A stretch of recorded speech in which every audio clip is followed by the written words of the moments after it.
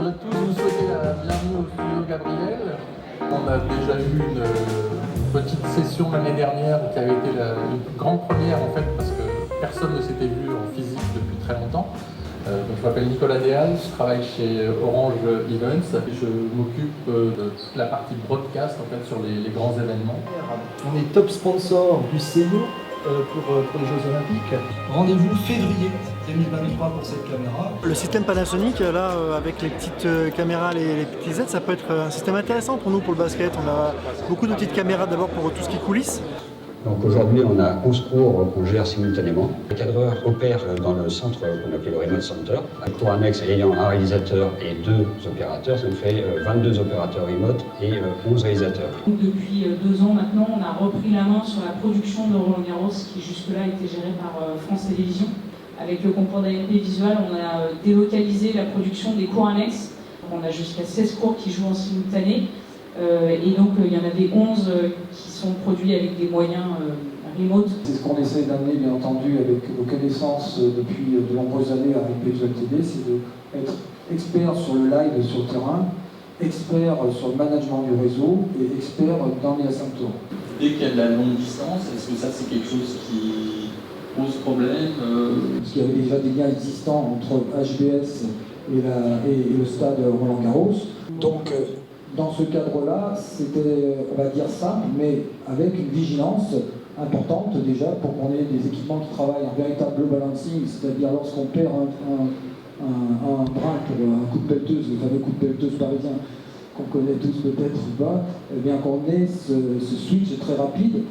Si on devait se connecter à un cours à Marseille, et peut-être que là, on va changer de techno. Plus de cours en remote, ça veut dire plus de monde, ça veut dire plus d'espace. Les conditions dans lesquelles on accueillait jusque-là la production des cours annexes étaient clairement pas idéales. On se parle de tennis, c'est pas un match de foot, ça dure pas 90 minutes, hein. Ça peut durer 12 heures dans la journée.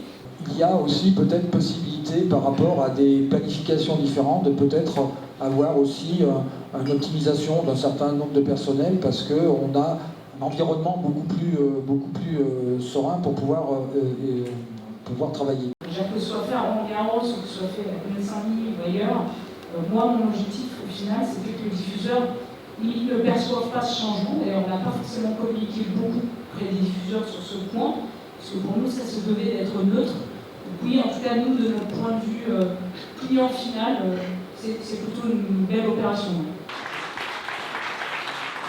Ce qui était drôlement intéressant dans l'échange qu'il y a eu là sur la FFT, c'est d'avoir l'aspect technique bien sûr, mais l'aspect humain. Christophe Laborde de Amagi. La gestion du direct, ça a été un point fort de notre solution. Tout ça passe par l'automation de Cloudcore qui va gérer les playlists, combiner tous ces médias, mixer les lives avec les médias, les graphiques. On a une interface, un point de contrôle où l'opérateur il va aller lancer ses breaks, il va aller insérer ses graphiques et en sortie j'aurai plusieurs types de chaînes avec des habillages différents. Ce qui est toujours intéressant, c'est de se retrouver dans une enceinte un peu, je dirais, petite, avec vraiment nos pairs, et d'avoir des cas ultra concrets. On lit toujours des tas de trucs sur Internet, on voit des choses dans des grandes conférences, mais là on est dans le dur, on est quelque part, et aussi avec des gens qui n'ont pas un discours trop marketing. Orange est partenaire de 2 événements importants qui vont se dérouler en France bientôt. Ils sont la Coupe du Monde de rugby de 2023 et 2, les Jeux Olympiques de 2024. Le Bourget, c'était un IBC très loin pour nous et donc on s'est dit que est très loin et pour nous et pour les sites. Donc France Télévisions était quand même plus à même d'être centrale pour ça. Donc on va continuer à faire des remote prod, malgré qu'on soit comme Roland-Garros très proche des différents sites. Mais sinon on a déjà on va dire un carnet de route. On sait qu'on va avoir 2 chaînes linéaires pratiquement 24 heures sur 24, une chaîne numérique 24 heures sur 24. On a plein d'idées, plein de choses à faire. Ça a dépassé le cadre du sport pour nous. Tout le monde, tous les secteurs, la culture, le news, donc on va être très très présent. Est-ce que ça veut dire que France Télévisions va essayer de trouver énormément de gens pour faire sa production? Les intermittents, il va nous en falloir, bien évidemment. Il y a certains secteurs comme les opérateurs LCM, les caméramans, mais on a besoin d'en trouver ailleurs. On prévoit d'avoir pas loin de 500-600 personnes déployées sur tous les territoires. Comment est-ce que AFB approche en fait, cette succession de gros événements? On a l'ambition d'être présent de manière plus massive que ce qu'on est d'habitude, puisqu'on est un peu le local de l'État. On a 3 nouveaux cars qui sortent là 2022-2023. On a embauché beaucoup d'alternants cette année. On est à 39 ou 40 alternants dans l'entreprise aujourd'hui.